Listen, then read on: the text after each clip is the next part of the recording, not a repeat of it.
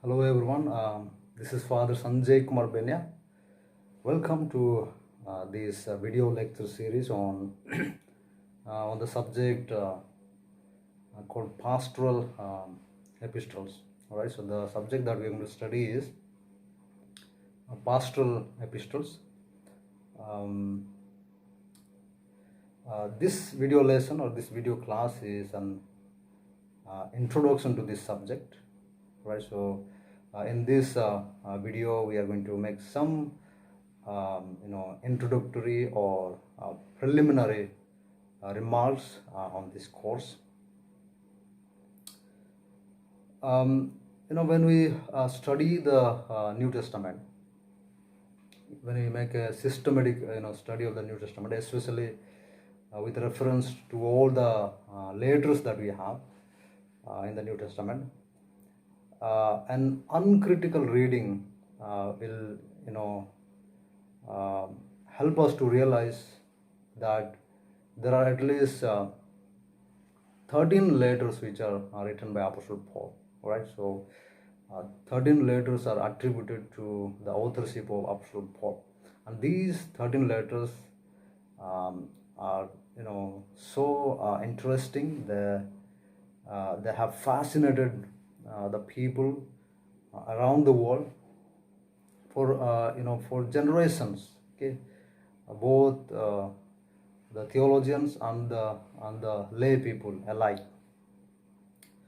Now there are three very special letters among these 13 letters of Apostle Paul, 13 epistles of Apostle Paul, which are very special, peculiar, and they stand out among these 13 letters because these three little letters are addressed to individuals who were with pastoral responsibilities in different churches, right? So because of the positions that they were holding, and because these letters were addressed to these individuals personally, so therefore these letters are quite different from the other letters of Apostle Paul. And these letters, First Timothy, Second Timothy, and Titus, are referred to as pastoral epistles, or they are known as very well known as the pastoral epistles. All right, so that's what is the subject that we are going to study this semester. Now, before we get to get to the subject, let's talk about the objectives of this subject, this course. What are we going to achieve, or what are the accomplishments that we will have as a result of studying this subject? All right. Okay. First of all, the course is designed to study the context or the background in which the epistles were written. All right. So as a result of studying this course, the first thing that we are going to accomplish is we'll be able to understand the context or the background or the situation in which these three little letters were written.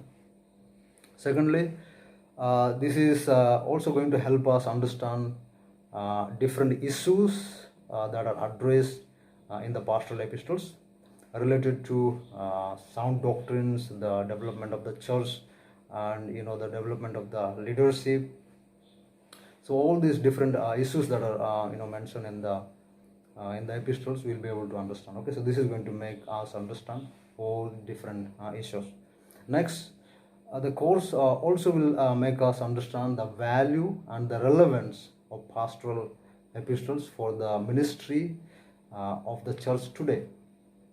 Okay, so this course will make us realize how important these pastoral epistles are, and then how can we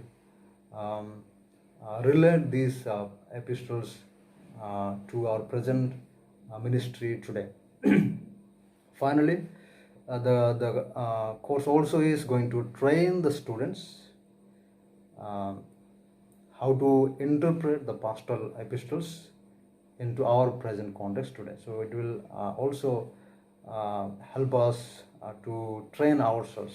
Okay, so as a result of that, we'll be able to interpret, we'll be able to learn how to interpret these epistles and apply them into our context.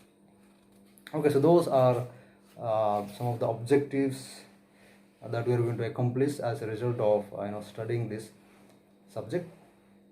Now let's move on to the first lesson of this course or of this subject, which is which I have entitled as the name pastoral epistles and its historical development. Okay, so in the first lesson, what we're going to do is we'll be studying the name pastoral epistles, right, and its development in the course of the time, especially its historical development. In this, what we are going to do is we'll be trying to figure out, we'll be trying to understand how did this phrase, these two words together, how did it originate, who was responsible to coin these two words or this term, and how in the course of the time it got used by different people. Okay, so now when we talk about these three letters, First Timothy, Second Timothy, and Titus,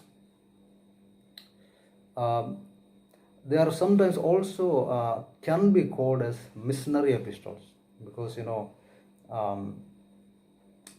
Titus and Timothy, they were serving in the missionary situation or in the missionary context. Okay, so some scholars would also like to use the word or the phrase missionary epistles. However, the traditional name that we have got is pastoral epistles, and and the use has been since the 18th century. The traditional name that we are using for our study, these three epistles together, which is pastoral epistles, this name has been used since the early part of 18th century.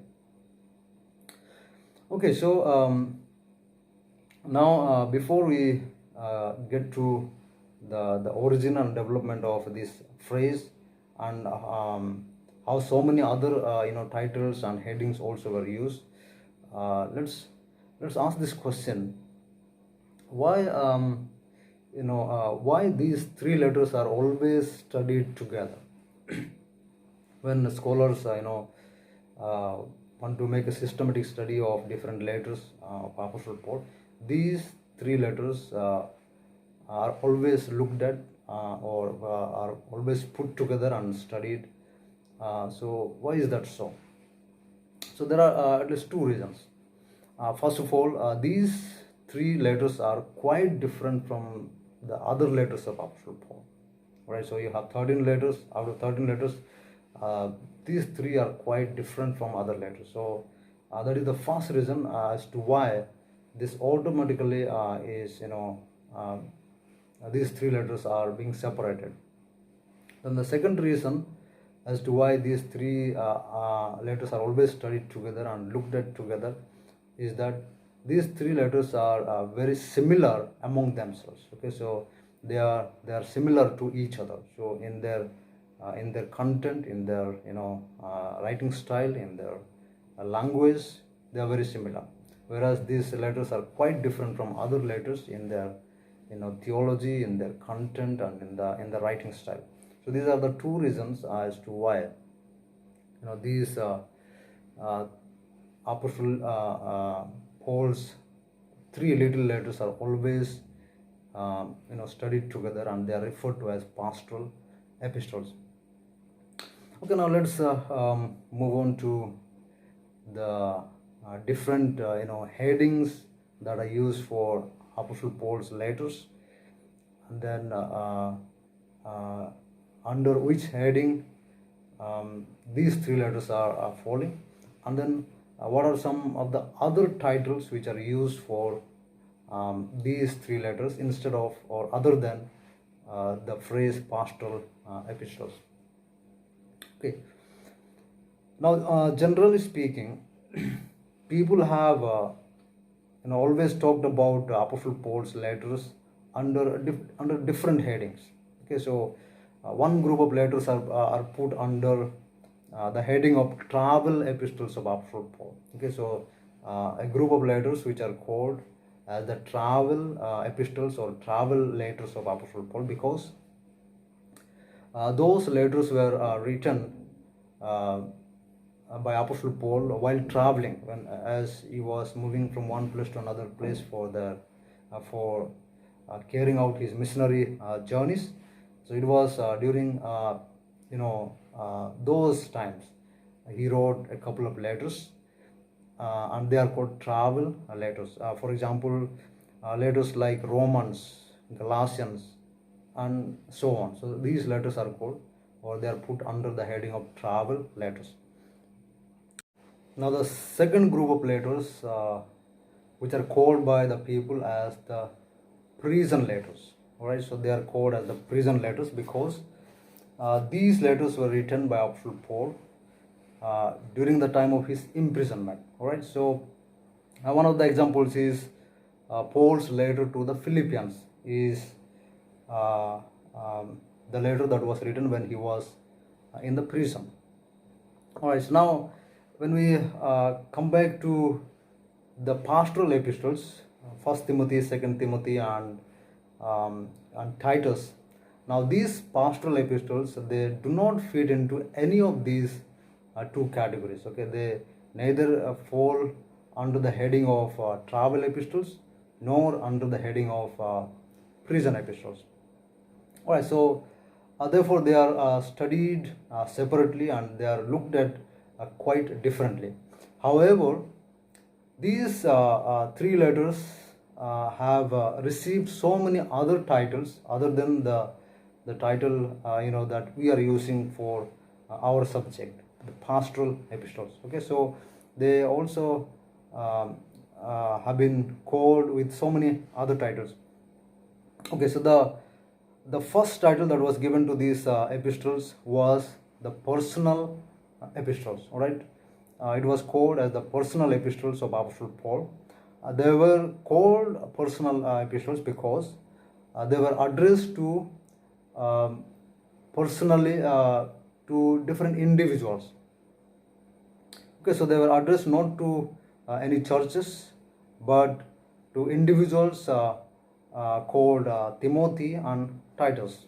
Okay, so they were called personal epistles for the first 2 to 300 years of the early church history. All right, so for the first 2 to 300 years, these letters were called as the personal epistles of Apostle Paul. Now, in the course of the time, the name changed. Okay, for the next 1,000 years, these letters were also called as the pontifical letters. Okay, so they were called as the pontifical letters because for 1,000 years they were regarded as the rules for the priesthood of the church, and in a real sense, these letters are directed to ministers, to the deacons, to the elders, and to those who are responsible for for taking care of the fellowship of Christ. And these were considered as good manuals on shepherding or taking care of the churches, right? So these were called the pontifical epistles because they were guidelines for the priests as manual for taking care of the churches. Now, as the time passed, it was about in the year 1274. Okay, about 1274, a Roman Catholic theologian by the name Thomas Aquinas, who coined a new title for these epistles, and he called called them the pastoral letters. All right, so it was Thomas Aquinas who was the one who coined this phrase. He put together these two words, pastoral and epistles, and he called pastoral epistles or pastoral letters. And the same title was now not used for another 500 years. Okay, not used by anybody else until 1703. Okay, until 1703. It was in the year 1703. A Frenchman by the name D.N. Berdot. Okay, so D.N. Berdot, he used this phrase in the same way which was used by Thomas Aquinas. Right. Now, to sum this up, in this session we talked about a very brief, description about this subject as to what we are going to study, what this subject is all about, and then what are the objectives that we have as far as the study of this subject is concerned. And then we moved on to the first lesson, the name, pastoral epistles, and its origin and development, especially with a special reference to historical development. And then we made reference to different headings which were also used for different epistles of Apostle Paul, such as travel epistles and prison epistles. But these pastoral epistles, they do not fall under any of those headings. And we also said how different titles were used in the course of the time for these pastoral epistles, and then finally we have got the name pastoral epistles, which has been used since the early part of 18th century, that was 1703, very frequently. Okay, since then this this title is very frequently used, and is very popularly known as far as the reference to First Timothy, Second Timothy, and Titus is concerned. All right, so thank you so much.